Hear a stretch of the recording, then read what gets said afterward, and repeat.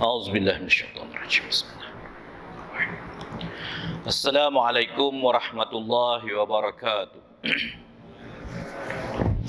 الحمد لله رب العالمين نحمده ونستعينه ونستهديه ونستغفره ونعوذ بالله من شرور أنفسنا ومن سيئات أعمالنا من يهده الله فلا مضل له ومن يضلله فلا هادي له.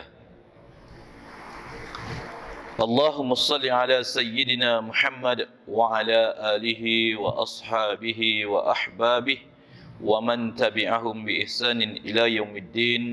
رب يسر ولا تعسر وتمم بالخير ولا حول ولا قوة إلا بالله العلي العظيم. Yang saya hormati Tuan Imam dan barisan pegawai syarak Masjid Tun Khalil Tanjung Minyak, Tuan Pengerusi dan ahli-ahli lembaga masjid Tanjung Minyak, tuan-tuan haji, puan-puan hajah, muslimin muslimat yang dirahmati Allah Subhanahu wa taala. Apa khabar semua? Sihat? Alhamdulillah. Tuan-tuan, kita doakan diberikan kesihatan dan keafiatan dan dilindungi kita ini dari sebarang musibah, dan kita mohon bantuan dan pertolongan Allah Subhanahu wa taala jugalah atas usaha-usaha yang kita laksanakan insya-Allah dalam mematuhi memutuskan rantaian COVID-19 yang sedang melanda. Ada yang terkena jam hari-hari dia kena cek tuan-tuan Jadi cikgu di sekolah pun jadi susah. Baru ni penceramah pun jadi susah. Semalam kata ya, hari ni positif. Di kampung saya kebetulan malam ni ada ceramah. Sepatutnya ada penceramah undangan luar. Semalam dapat berita, dia kata dia tak dapat nak datang. Jadi insya-Allah tuan-tuan yang sampai pada barisan pegawai syarak, kepada para jamaah, kita syukurilah nikmat yang kita ada dapat berhimpun di masjid ini. Kita bermunajat memohon keampunan Allah, memohon pertolongan Allah Subhanahu wa taala insya-Allah. Dan kita berdoa insya-Allah tuan-tuan, kita akan menyambut Ramadan dalam sebulan setengah sahaja lagi. Lebih kurang ini dah masuk minggu ketiga Rejab, dan lepas ini Sya'ban, dan kita minta waballighna Ramadan, sampaikanlah kami kepada Ramadan.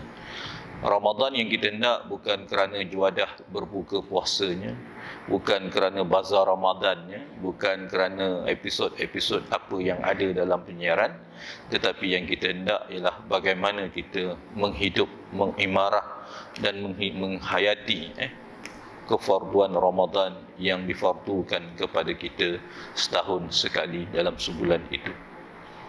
Mungkin adakah Ramadan terakhir tahun ini, wallahu alam. Tahun lepas ada kawan kita, sahabat kita, ahli keluarga kita yang telah meninggalkan kita sebelum datang Ramadan. Kita doakan kita sampai Ramadan pada tahun ini insya-Allah tuan-tuan. Dan sebelum itu kita buka majlis kita dengan bacaan Ummul Kitab untuk kita hadiahkan kepada baginda Nabi Sayyidina Muhammadin sallallahu alaihi wasallam, kepada ahli keluarga, kepada sahabat serta ahli keluarga baginda, dan seterusnya kepada kedua ibu bapa kita, ahli keluarga kita, para guru kita, mereka yang berjasa kepada kita, kepada mereka semua dengan lafaz syai'u billahi lahumul Fatihah. A'udzubillahi minasyaitonir rajim. بسم الله الرحمن الرحيم.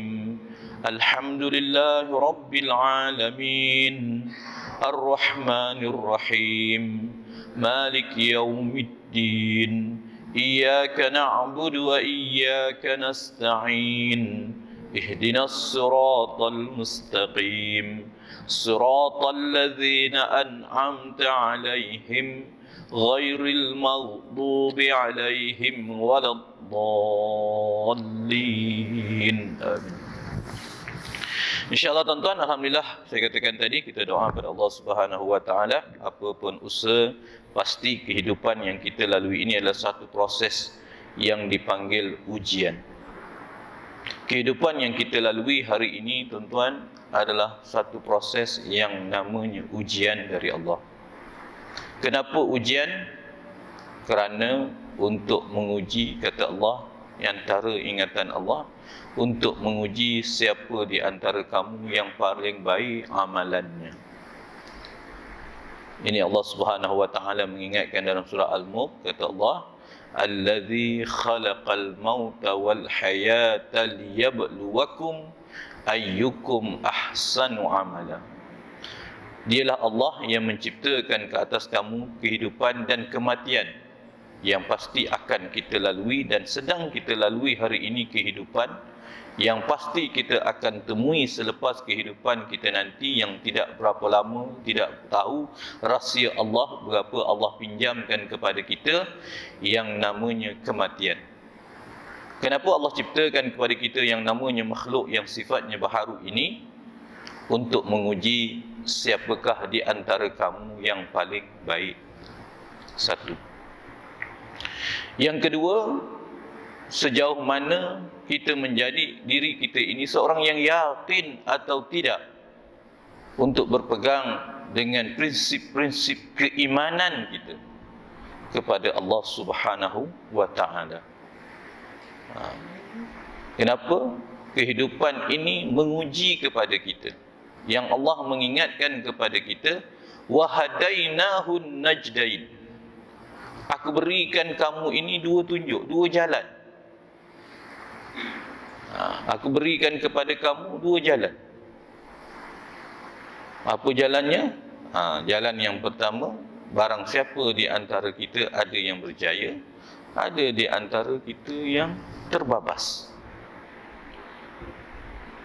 Allah berikan kepada kita, wa hadainahun najdain. Aku berikan kepada kamu dua jalan. Pilihlah. Nak jalan mana? Nak jalan sebelah kiri, nak jalan sebelah kanan.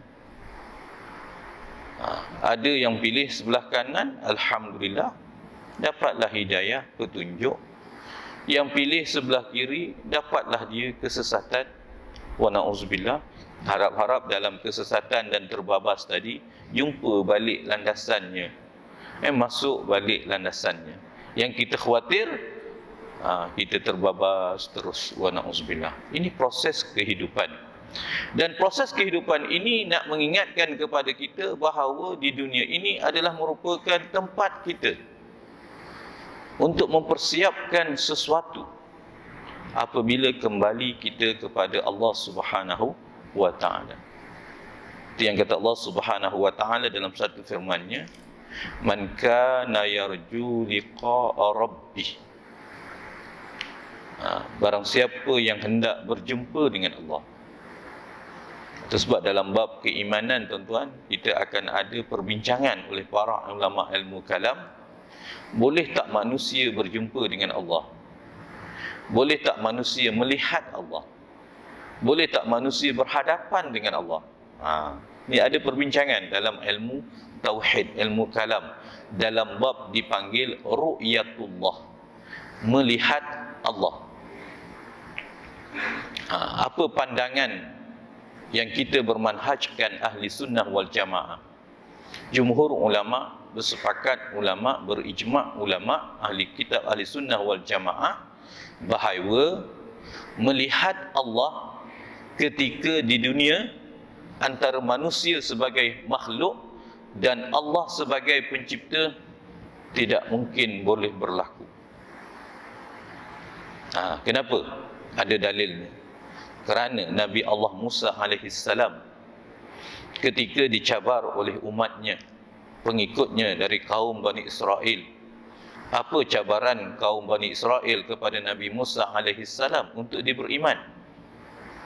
Dia kata, wahai Musa, mula-mula dia minta engkau turunkan, cakap dengan Tuhanmu, turunkan rezeki dari langit. Satu hidangan yang boleh kami makan terus, tapi dengan syarat dari langit. Kalau betul Tuhan kau ada. Nabi Musa minta, dapat. Dah dapat, takjub pula. Tak percaya juga, dia kata. Akhirnya dia kata, wahai Nabi Musa, kalau betul Tuhan kau Allah itu wujud, Allah tu ada, kau tunjukkan depan kami bagaimana sifat dan zat Allah Subhanahu wa Ta'ala. Ini cabaran, tuan-tuan. Kalau betul kau boleh tunjukkan, baru kami beriman. Ini ceritanya, kisah Nabi Musa alaihissalam yang diminta oleh umatnya kaum Bani Israel, mencabar Nabi Musa supaya menunjukkan kewujudan Allah Subhanahu wa Ta'ala. Nabi Musa mengadu pada Allah. Ya Allah, umatku minta engkau zahirkan. Dia kata Allah, pergilah kamu ke Bukit Tursina nanti, kamu akan lihat nanti kita berjumpa kat sana.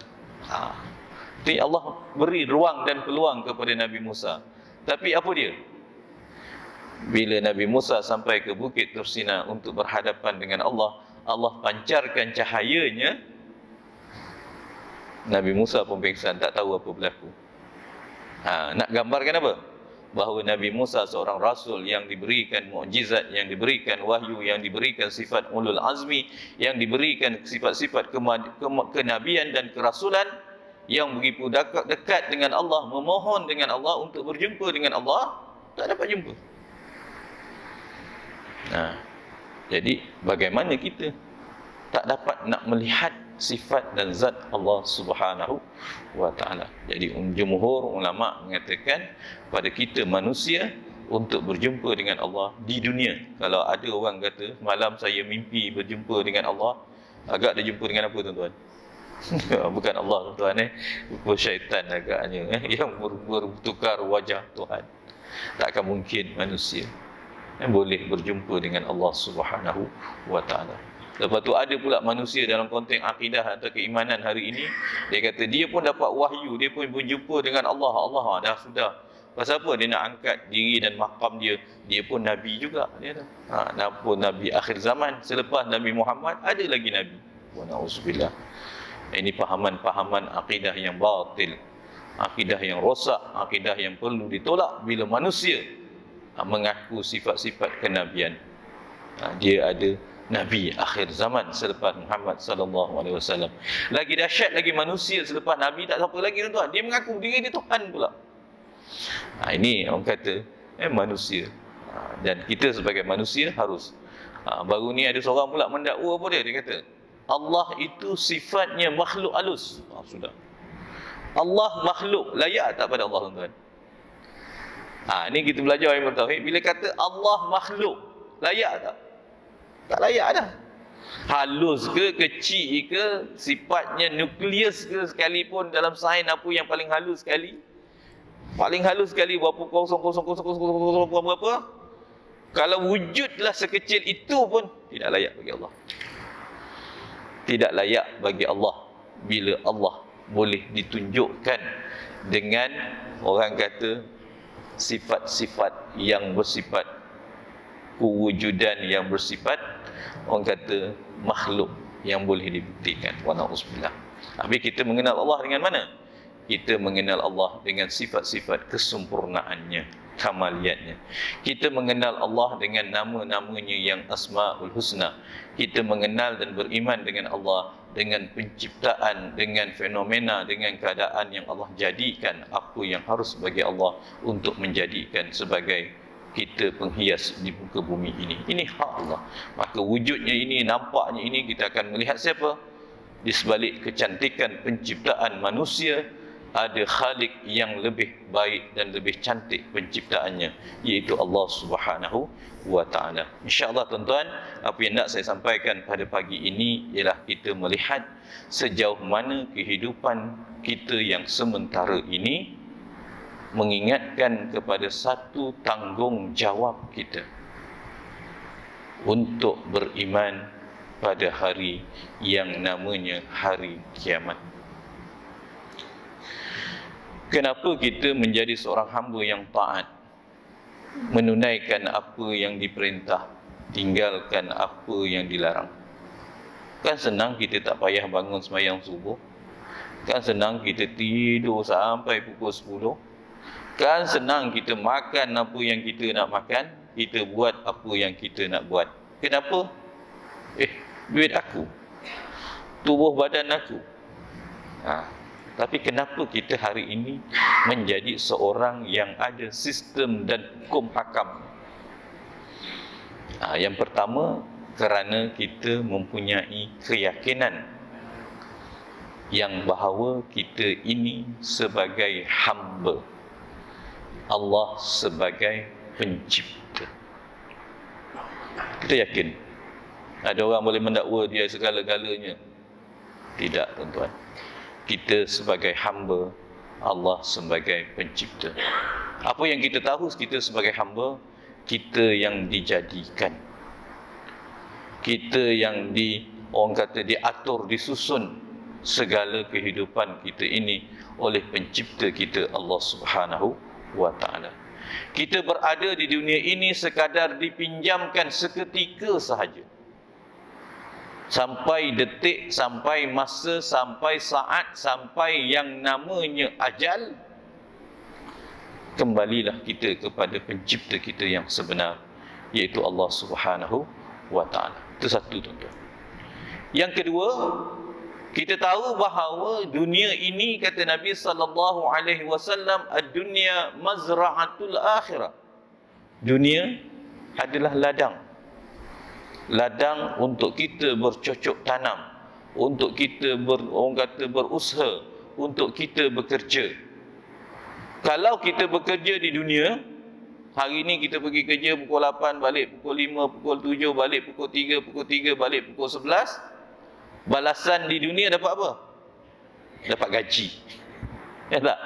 Balasan di dunia dapat gaji. Dapat pujian, dapat anugerah, dapat pangkat, dapat apa? Itu di dunia, tuan-tuan. Pekerjaan tadi di dunia. Tapi kita tanya, kita beramal ni untuk apa? Kita bersembahyang, kita berpuasa, kita tunaikan apa yang Allah perintah, kita tinggalkan apa yang Allah larang.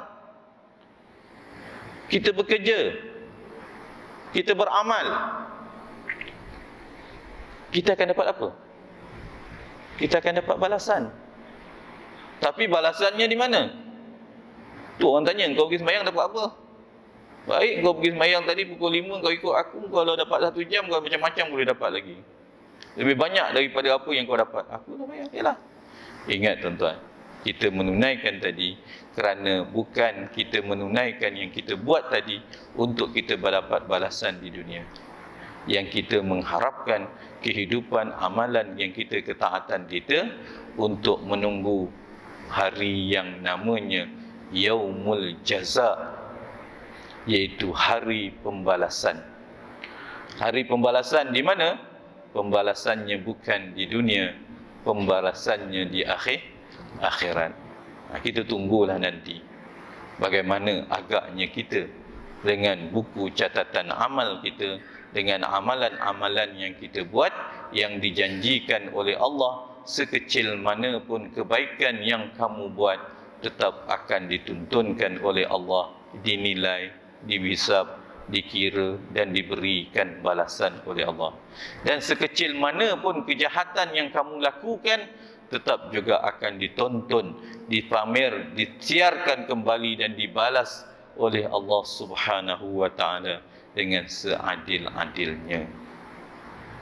Di sinilah datang bahawa kehidupan kita ini kehidupan yang bermatlamat. Kita bukan, kata Allah Subhanahu wa ta'ala kepada kita, ayahsabul insanu an yutraka suda. Allah bertanya kepada kita, wahai manusia, apakah tujuan engkau diciptakan di muka bumi ini? Adakah kamu diciptakan untuk lepas beranak? Pandai-pandai engkau lah. Allah kata, adakah manusia kamu cukup ditinggalkan dengan begitu sahaja, tak ada matlamat?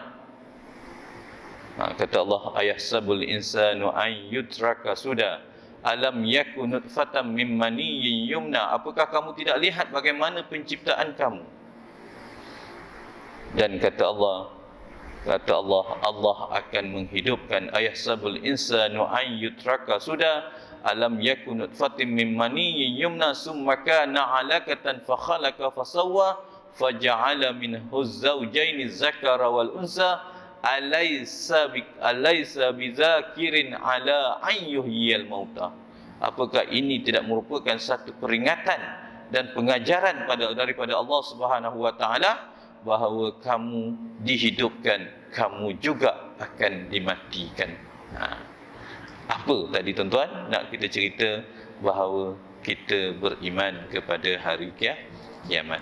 Dan keimanan kepada hari kiamat inilah yang menjadi pendinding, yang menjadi penyelamat, yang menjadi orang kata petunjuk kepada kita apakah matlamat kehidupan kita berada seketika di dunia ini.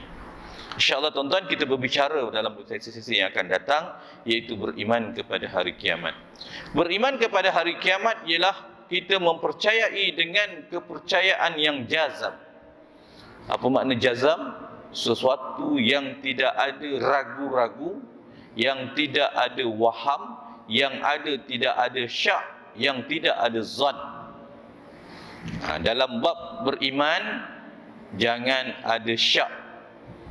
Hari kiamat, entahlah, aku pun tak pernah dengar, tak? Dia pun jawab macam tu je. Hari kiamat, entah ada atau tidak.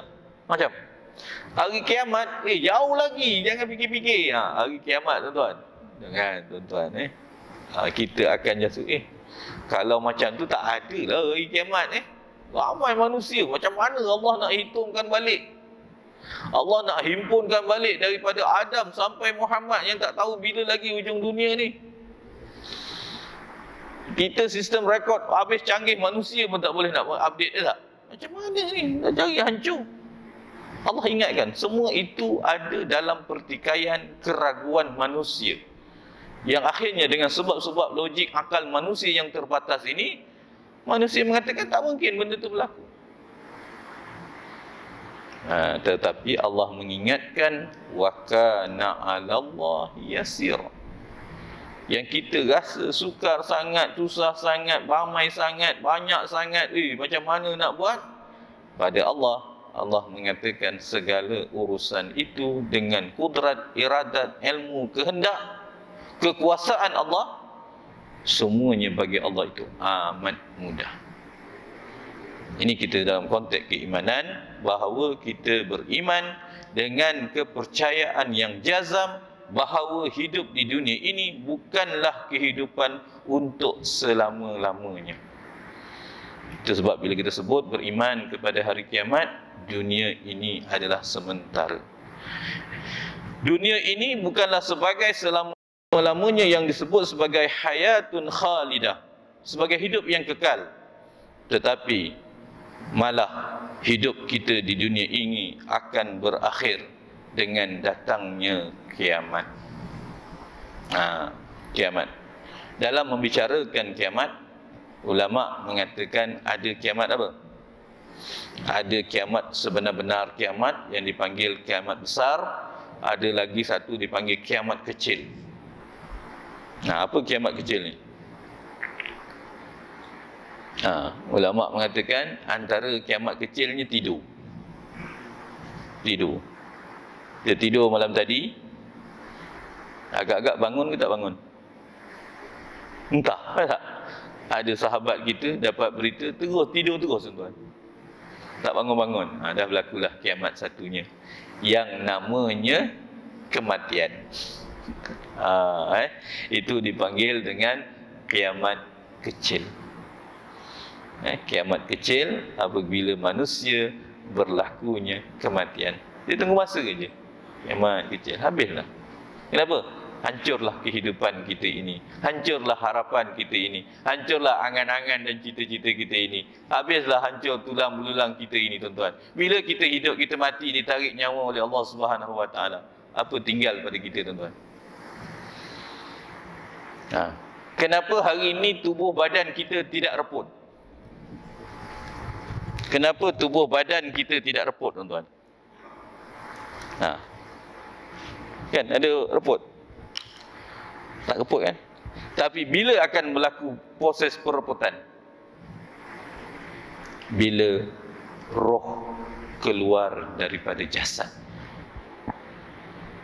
Setelah roh keluar daripada jasad yang namanya kematian, berapa hari tubuh badan kita boleh bertahan tuan-tuan? Kalau tak ada bahan pengawet, kalau tak ada orang kata ais, kalau tak ada peti sejuk, jawabnya 2 hari je tuan-tuan. Satu hari je dah bau mayatnya, dah bau bangkainya, dah bau busuknya. Tapi bila ada roh tuan-tuan, apa dia? Yang kita ni hari ni ada jasad, ada apa? ada roh. Apa roh tadi? Nyawa. Lalu orang pun bertanya, yas'alunaka 'anir ruh, wahai Muhammad. Allah mengingatkan, mereka bertanya kamu tentang roh. Manusia bertanya tentang roh, tuan-tuan. Macam mana roh ni? Macam mana dia ada dalam badan kita? Macam mana sifat roh ni? Macam mana dia keluar daripada badan kita? Ada saluran ke dia keluar? Tunggu orang, macam mana nak rakamkan detik kematian? Dekat mana keluarnya roh ini? Kalau air nampak keluar dekat paipnya, ya tak? Kalau api nampak keluar dia punya saluran wayarnya. Kalau roh, jawabnya dari mana dia keluar? Cari ujung jari ke, kat mata ke, kat hidung ke, tak nampak, tuan-tuan. Manusia tak dapat nak membuktikan. Yang tahu, tarik nafas tak boleh turun, dia putuslah roh. Bila disebut saja kematian, iaitu putusnya roh dengan jasad. Putus sajalah. Bila roh tak ada, jawabnya jasad kita dah tak ada apa. Jasad, selagi jasad kita ni ada rohnya, ada nyawanya, jawabnya apa? Darah mengalir, rambutnya tumbuh, orang kata kulitnya kalau rosak dia hidup balik, semua hidup lagi. Inilah kehidupan kita, tuan-tuan. Yang namanya kehidupan kita ini adalah kehidupan yang sifatnya sementara. Dan kehidupan yang kekal adalah merupakan kehidupan di alam barzakh, alam akhirat yang namanya kiamat, yang suatu hari nanti pasti akan berlaku kepada semua makhluk di dunia.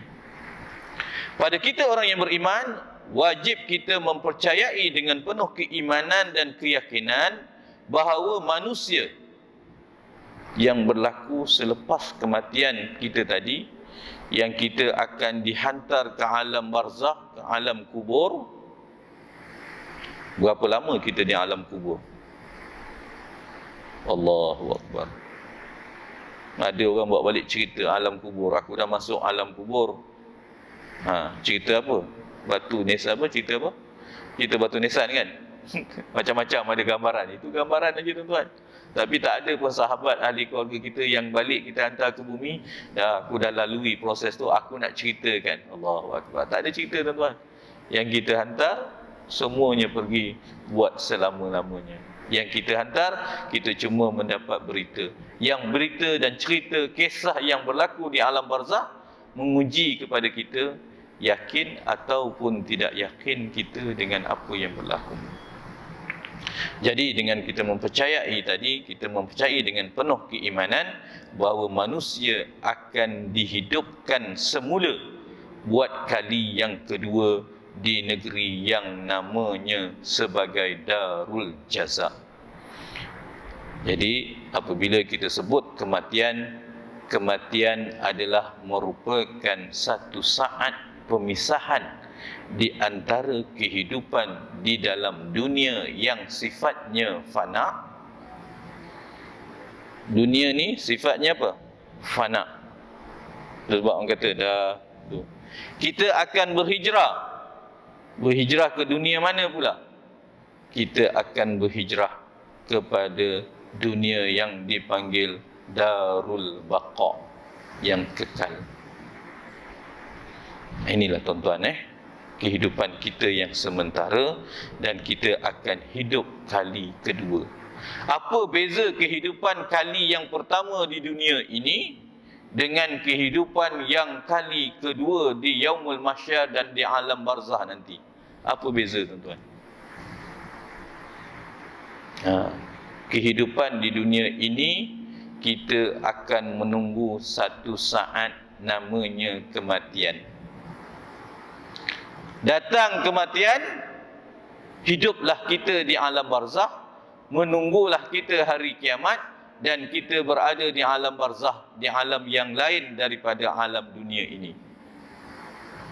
Lepas alam barzakh, apa yang kita tak jumpa agak-agak, tuan-tuan? Apa agak-agak yang kita tak akan jumpa selepas alam barzakh dan hari kiamat nanti? Agak-agak apa yang kita tak jumpa? Makan, minum, keluarga. Boleh jumpa, tuan-tuan. Makan boleh jumpa. Yang masuk syurga makannya sedap. Nah, makanannya madu, makanannya burung, makanannya apa, susu. Yang masuk neraka, wa na'udzubillah, makannya buah zakum, makannya api, makanannya air yang menggelegak, makanan juga. Kehidupan, ya Allah, ada lagi kehidupan. Kita akan berhimpun dengan ahli keluarga kita, kita akan berhimpun dengan orang-orang yang beriman, kita akan berhimpun bagi mereka yang itu pula akan berhimpun pula dengan orang yang berada dalam azab dan siksaan. Agak-agak apa perkataan yang takkan jumpa pada selepas hari kiamat nanti?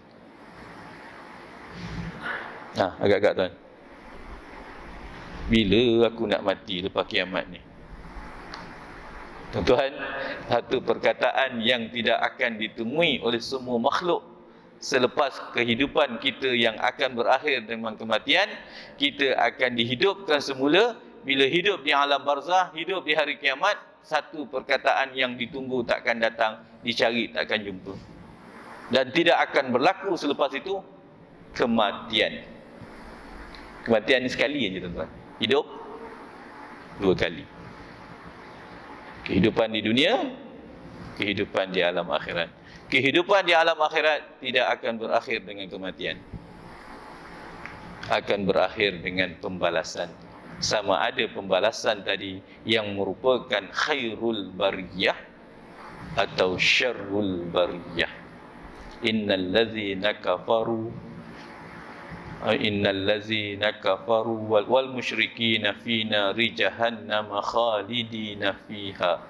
Adapun orang-orang yang kafir dan yang musyrik, khalidina fiha, mereka kekal di dalamnya. Ulaika hum syarrul bariyah, kepada mereka seburuk-buruk balasan. Innal ladzina amanu wa amilus salihat ulaika hum khairul bariyah. Adapun orang-orang yang melakukan amal saleh dan beriman, ulaika hum khairul bariyah.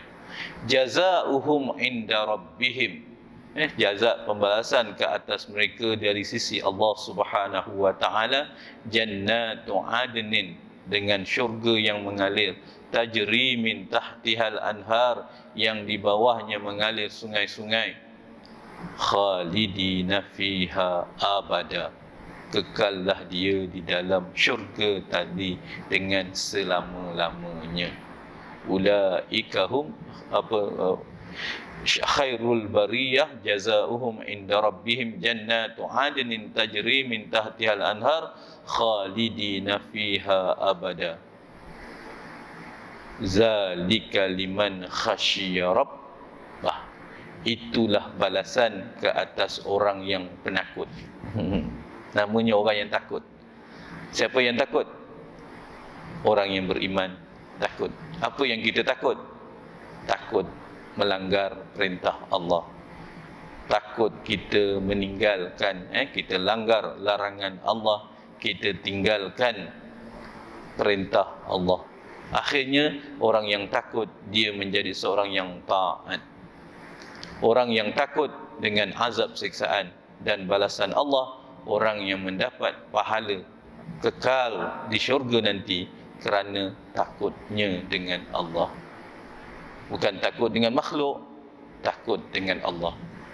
Bila ditanya oleh Saidina Umar, oleh sahabat, wahai Umar, kau bercerita pasal takut, kau bercerita pasal takwa, apa beza takut dengan makhluk dan takut dengan Khalik?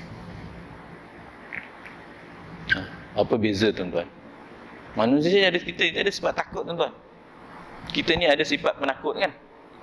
Kalau cerita ada harimau, agak-agak berani tak kita tuan-tuan? Lagi kita. Dengar khabar ada pencuri, takut kita. Dengar khabar ada COVID, takut kita. Manusia kita ada sifat penakut.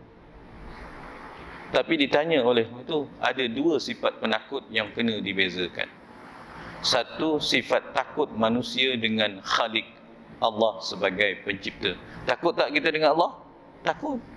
Kenapa? Allah berkuasa, Allah mengitu, Allah membalas, Allah orang kata boleh memberi, menarik nikmat semua sekali. Boleh dipinjamkan nikmat, boleh ditarikkan boleh nikmat kita. Allah boleh mematikan kita, Allah boleh mengujikan kita. Kita takut tuan-tuan. Allah boleh mengazab kita. Sayyidina Umar ditanya oleh sahabat, apakah beza takut manusia dengan makhluk, takut manusia dengan khaliq? Takut manusia dengan makhluk, manusia semakin jauh dengan makhluk tersebut. Artinya orang tu takut tak tu? Tengok gangster lari, ya tak? Tengok rimau lari. Maksudnya manusia semakin jauh dengan makhluk tersebut. Tengok singa dia belainya. Apa ini tuan-tuan? Ya tak? Jom singa mari kita main kejar-kejar je. Tak mungkin je tuan-tuan. Kita akan lari selari-lari. Dia mengaum punya kita lari. Tetapi gambaran Sayyidina Umar, takut manusia kepada Khaliq semakin jauh, semakin jauh, semakin jauh. Aku takut dengan Allah. Habis, aku tak nak pergi masjid. Jawabnya, kalau takut kita kepada Allah, jawabnya kita semakin apa? Semakin dekat kita dengan Allah. Ya Allah, aku takut azab kau. Aku takut nikmat kau tarik balik. Ya Allah, aku takut seksaanmu. Aku takut balak bencana menimpa. Aku nak mengadu kat siapa? Allah tarik nikmat, Allah tarik keberkatan, Allah tarik kurniaan, Allah tarik segala-galanya. Allah tarik sihat kita, Allah tarik harta kita. Akhirnya kita jadi semakin apa? Kata Sayyidina Umar, kamu takut dengan makhluk, kamu semakin jauh. Tetapi kalau tanda manusia itu takut dengan Allah, dia semakin dekat, semakin dekat, semakin dekat. Coba kita bermuhasabah tuan-tuan. Hubungan kita dengan masjid atau hubungan kita dengan rumah Allah ini sebagai tanda ukuran yang paling mudah. Kita ni makin takut ke makin berani? Kita ni melalui satu proses pendidikan daripada kecil sampailah ke tua ni sekarang. Cuba kita muhasabah tuan-tuan. Kita dengan rumah Allah ini, kat mana kita? Pada saat kita berumur 10 tahun, bayangkan zaman kanak-kanak dulu. Kalau pergi masjid, kat mana kita duduk kak?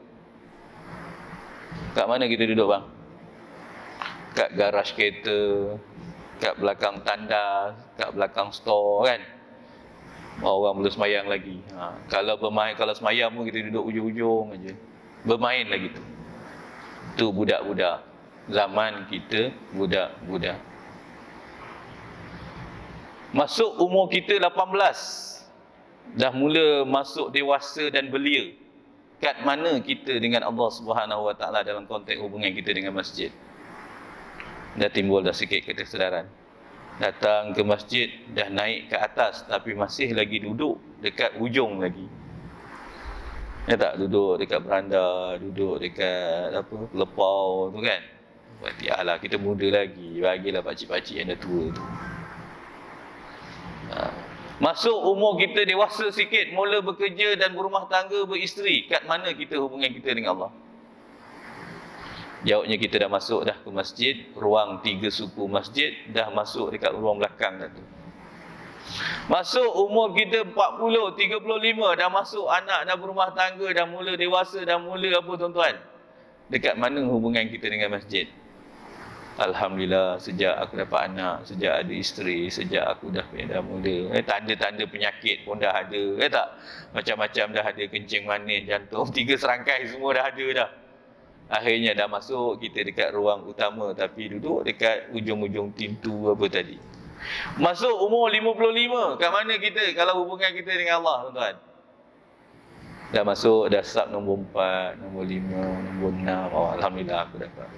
Dah masuk umur 60, 70, kat mana kita dengan hubungan kita dengan Allah tuan-tuan? Alhamdulillah mam, kalau boleh booking aku nombor 1, nombor 2 saf datang awal. Akhirnya umur 60 kita tahu kita semakin rapat, semakin takut kita dengan Allah bila-bila masa sahaja ajal ni akan datang. Tuan-tuan. Jadi kalau kita bermuhasabah tuan-tuan, kita ni bagaimana? Makin jauh atau makin dekat? Kita jumpa sahabat kita, kau buat apa sekarang? Aku masih lagi lah itu semua. Jom lah. Alah, amat lagi. Aku tengah ni. Wa na'udzubillah. Apa kau dapat pergi masjid? Apa kau dapat? Kalau kita bermuhasabah tuan-tuan, jawabnya kita melihat unjuran umur kita tadi semakin jauh, kita semakin dekat, semakin dekat, semakin dekat. Kalau dah sampai 70 juga tak datang, agak-agak kat mana kita, Mam? Mam, 70 tak nampak lagi sub nombor 1, sub belakang, sub depan. Agak-agak apa orang ni punya balasan nanti? Tak apalah, Mam, jangan kecil hati. Jangan kecil hati, tuan-tuan. Yang pasti nanti orang ni akan duduk lebih depan daripada imam nanti. Percaya tak? Orang ni nanti dah tak nak dekat sangat. Nanti satu hari akan datang saatnya semua orang dia potong, tak duduk ujung, tak duduk tengah, tak duduk ni, tak duduk ni, tak duduk sub nombor 1. Dia akan duduk depan daripada imam. Imam pun duduk belakang dia. Agak-agak apa, tuan-tuan? Sampailah mati nanti. Kau degil sangat, tak nak bergerak. Wa na'udzubillah. Tuan-tuan, jadi itulah kehidupan kita. Kalau kita bermuhasabah, biarlah kita semakin dekat. Kalau ikut evolusinya, kita bergerak semakin dekat kerana semakin tinggi usia kita, semakin meningkat umur kita, semakin dekat kita dengan perhentian yang namanya kematian. Yang lebih hebat, tuan-tuan, umur 50 pun, aku nampak kat budak-budak yang kat store tu macam ada budak umur 50, tuan-tuan. Cantik tak budak-budak umur 10 duduk kat store, duduk kat garaj, duduk kat tandas, duduk kat apa, tuan-tuan, kalau sembahyang Jumaat tu. Yalah, zaman dia orang kan. Dulu zaman kita pun main macam tu juga tak? Tapi cantik tak kalau dalam ramai-ramai budak umur 10, 15 tahun tu, dia ada budak umur 52 tahun, 50 tahun masih duduk kat garaj lagi, tuan-tuan. Mana cantik? 10 tahun, 15 tahun duduk kat garaj dengan 50 tahun duduk kat garaj, tuan-tuan. Wallahu a'lam.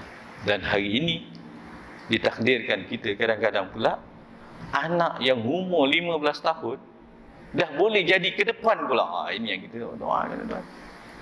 Anak umur 15 tahun dah boleh jadi memimpin kita, dah jadi imam, dah jadi warak, dah jadi baik akhlaknya. Kita doakan pada anak-anak kita yang seperti ini, kekal dia beristiqamah dalam menjaga hubungan, mencari dekat kita dengan Allah Subhanahu wa ta'ala. Tuan-tuan, insya-Allah beriman kepada hari kiamat ialah kita merupakan dengan erti kata yang lain, apabila datang hari kiamat nanti, semua manusia akan berpindah hidupnya daripada darul amal kepada darul jaza. Apabila datangnya kiamat, kita akan berpindah daripada kehidupan tadi, iaitu darul amal. Negeri ini darul amal. Kita akan berada sekali lagi di akhirat nanti, namanya darul jaza. Itu yang dalam satu hadis Nabi SAW, kalau darul jaza nanti, lepas alam barzah, kita ada kerja lagi tak, tuan-tuan? Selepas di alam barzah, lepas kematian, kita ada kerja lagi tak? Kita ada perintah kena buat atau kena tinggal tak? Tak ada, tuan-tuan. Yang pasti di alam barzah, di yaumul mahsyar, bukan kita untuk bekerja lagi. Ketika itu kita akan dikerjakan. Kita akan dikerjakan. Ada malaikat munkar dan nangkir, ada malaikat raqib dan atid, ada malaikat yang akan menunjukkan apa yang kita tadi. Ada malaikat Malik dan Ridwan yang bertugas untuk membuat apa yang diperintahkan oleh Allah. Namanya yaumul mahsyar nanti, namanya alam barzah. Dah tak ada lagi kita nak bangun subuh, nak bangun isyak, nak bangun apa, buat benda ni, tinggal benda ni. Yang ada di alam barzah selepas kematian ialah kita menunggu pembalasan. Itu yang hadis Nabi SAW bersabda, apabila mati anak Adam, maka terputuslah segala amalannya. Dah tak ada lagi dah. Bila mati aja, mati kita, tuan-tuan, dah tak ada lagi dah. Aku nak puasa balik dah. Ini yang kita takut, tuan-tuan, di hari yaumul mahsyar nanti. Ada manusia yang dipanggil manusia yang menyesal. Wa yaqulul kafiru ya laitani kuntu turaba. Apabila berlaku saatnya kematian, masuknya mereka di alam barzah, menanti pembalasan di yaumul mahsyar, mereka berhimpun. Pada ketika itu orang-orang yang tidak beriman akan mengatakan, alangkah baiknya kalau ya Allah kau jadikan aku ini seperti batu dan tanah. Menyesal manusia. Dan ada ketika nanti manusia akan minta balik kembali. Lau tara izil mujrimuna nakisu ru'usihim rabbana absarna wa sami'na. Apabila orang-orang yang mujrim, orang yang melakukan maksiat dosa, melihat apa yang mereka lakukan dan dibalas, dia akan berkata di hadapan Allah, qalu sami'na. Ya Allah, kami melihat dan kami mendengar. Cuma satu aja kami minta, apa? Farji'na na'mal salihah. Boleh tak kembalikan kami sekejap kat dunia? Minta sikit je, nak balik semula kat dunia. Apa nak buat? Na'mal salihah. Kami nak buat baik, kami nak beriman. Itu yang namanya manusia. Pada hari berlakunya selepas kematian nanti, manusia akan berada di dalam penyesalan. Siapa yang menceritakan? Allah menceritakan di dalam Al-Quranul Karim sifat-sifat penyesalan manusia pada hari Yaumul Mahsyar nanti, pada alam barzakh. Ada tak kita nak menjadi orang yang menyesal? Kalau pepatah apa dia? Dah tengantuk baru nak tengadah. Wa na'uzubillah tuan-tuan, sementara belum tergantuk, sementara belum tengadah, Allah membuka pintu rahmatnya. Andainya kita ni terbabas, tersesat, andainya kita ni penuh dengan dosa dan maksiat, selagi belum datangnya kematian, apa yang ada pada kita? Pintu taubat masih terbuka. Keampunan Allah masih dengan rahmat dan kasih sayangnya. Sebesar mana dosa kita, Allah janji mengampunkannya selama mana manusia meminta keampunan dan bertaubat kepada Allah. Kita dipanjangkan, ialah kita tidak manusia yang baik. Turun naik hidup kita ni macam saham, tuan-tuan. Kejap naik, kejap turun, kejap pesang, kejap surut. Datang Syawal hancur, datang Ramadan meningkat, datang Covid, bagus lagi hari tu, tak? Lepas teka balik kita. Kita manusia yang leka, tuan-tuan. Kita manusia yang lalai. Kita manusia tadi. Tetapi rahmat dan kasih sayang Allah, keampunan dan rahmat Allah sentiasa terbuka untuk kita. Mengharapkan kehidupan yang sementara ini dapat kita manfaatkan. Dan kita akan kembali daripada darul amal kepada darul jaza. Lalu Allah Subhanahu wa ta'ala akan membangkitkan semua manusia itu dari kubur. Dan dalam surah Al-Qiyamah, keraguan manusia tentang kubur, Allah telah ingatkan. Apa kata Allah Subhanahu wa ta'ala? La uqsimu biyaumil qiyamah wa la uqsimu bin nafsil lawwamah. Kata Allah, aku bersumpah dengan nama kiamah. Ayahsabul insan wa kata Allah Subhanahu wa ta'ala, la uqsimu biyaumil qiyamah wa la uqsimu bin nafsil lawwamah. Ayahsabul insanu allan najma'a izama. Pada ketika itu, namanya kiamat, manusia mula meragui, adakah boleh manusia ini dihimpunkan balik? Yang dah hancur, yang dah geput, yang tak ada kubur, yang berbilion tahun umur ini, yang daripada Adam sampai Muhammad, pada umatnya berapa makhluk yang ada di alam kubur, yang mati tak bernisan. Apa kata orang yang meragui tadi? Adakah mungkin manusia boleh dihimpunkan semula sedangkan mereka telah hancur sehancur-hancurnya dimakan bumi? Apa kata Allah? Bala qadirina ala an nusawwiya banana. Dalam hari kiamat nanti, Allah akan menyusun, mencipta dan menghidupkan balik manusia seperti mana asal kejadiannya. Tulang kita yang geput akan masuk balik dalam sendinya. Kulit kita tadi akan hidup balik. Daging kita akan ada. Anggota kita akan ada balik. Semua yang telah hancur dimakan bumi. Manusia akan kata, mampu ke? Kata balik kepada tadi.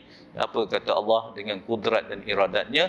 Iza arada syai'an an yaqula lahu kun fayakun.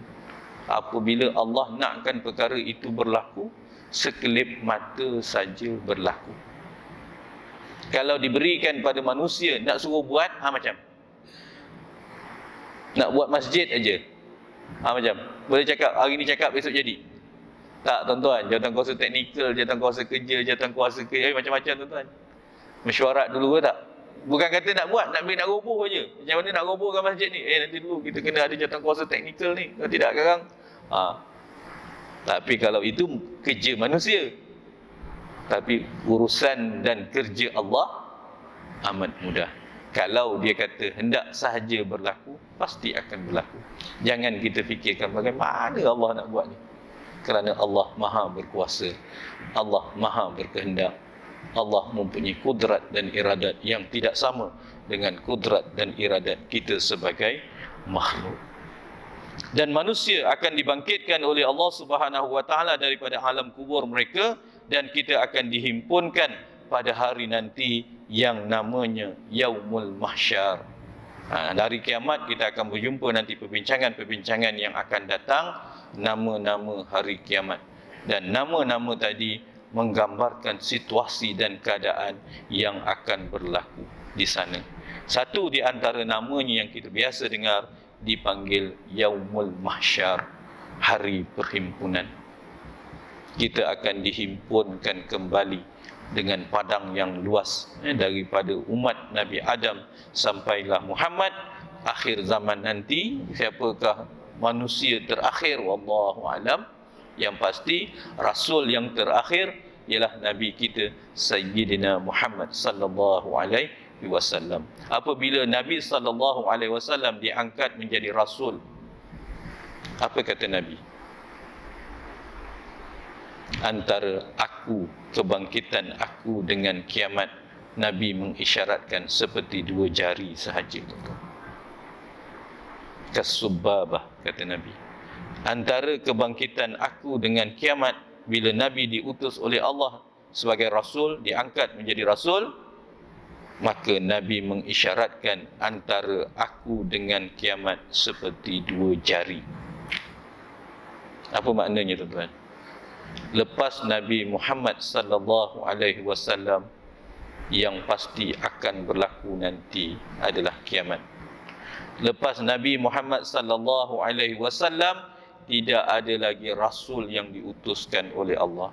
Tidak ada lagi wahyu yang diturunkan oleh Allah kepada manusia yang diangkat sebagai nabi. Tak ada. Itu yang sebab Nabi kata yang dipanggil rasul akhir zaman. Jawabnya, bila-bila masa sahaja. Kalau Allah memerintahkan kiamat berlaku, pasti akan berlaku. Kalau katalah Nabi SAW berlaku pada zaman Nabi Musa, tak ada. Nabi Musa kata tak ada. Selepas Nabi Musa nanti ada lagi Nabi. Apa dia? Namanya Ahmad. Lepas Nabi Isa, ada lagi Nabi Isa kata. Kenapa? Isa kata akan ada lagi selepas aku nanti Muhammad. Jawabnya, dekat zaman Nabi Isa dia tidak menjanjikan bahawa lepas Nabi Isa datang kiamat. Tak ada. Yang pasti lepas Nabi Musa, lepas Nabi-Nabi yang sebelum, semua Nabi yang sebelum mengakui bahawa akan datang Rasul yang terakhir, namanya Muhammad sallallahu alaihi wasallam. Lepas Nabi kita Sayyidina Muhammad sallallahu alaihi wasallam, ada tak Nabi lain? Takkan ada. Yang ada selepas itu, tunggu sahaja masanya, iaitu kiamat. Itu hak Allah. Bila dia nak tarik, inna sa'ata atiyatun akadu ukhfiha. Sesungguhnya kiamat itu pasti akan berlaku. cuma aku merahsiakannya. InsyaAllah tuan-tuan, kita akan jumpa pada sesi yang akan datang. Perbincangan kita untuk sesi-sesi yang akan datang, iaitu kita meningkatkan keimanan kita, keyakinan kita beriman kepada hari kiamat. Bukan kerana kita nak tinggalkan dunia, tetapi kita nak mengisi kehidupan kita di dunia tadi supaya kita tidak menjadi orang yang menyesal apabila ditarik kita nyawa dan dipisahkan daripada jasad kita. Wallahu a'lam tuan-tuan, kita jumpa pada minggu yang akan datang. Kita doakan kita akan sambut Ramadan, kita akan sambut Syaban, dan insya-Allah tuan-tuan, kita doakan kita kembali kehidupan kita seperti biasa, dan kita doa kita jauh daripada ketakutan, kebimbangan dalam penerangan ini. Kitalah yang menjaga diri kita dengan ikhtiar dan usaha kita untuk kita mendapatkan pertolongan, bantuan dan perlindungan dari Allah yang semutlaknya. Itu ikhtiar manusia tuan-tuan. Wallahu a'lam, wabillahi taufiq wal hidayah. Wassalamualaikum warahmatullahi wabarakatuh. A'udzubillahi minasyaitonir rajim. Bismillahirrahmanirrahim. Allahumma faqihna fid din, Allahumma faqihna fid din wa 'allimna at-ta'wil. Allahumma arinal haqqa haqqan warzuqna ittiba'ah wa arinal batila batilan warzuqna ijtinabah. Allahumma inna na'udzubika min 'ilmin la yanfa' wa min qalbin la yakhsha' wa min nafsin la tashba' wa min du'ain la yastajabu lah. Rabbana atina fid dunya hasanah wa fil akhirati hasanah wa qina azaban nar. Walhamdulillahi rabbil alamin. Taqabbalallahu minkum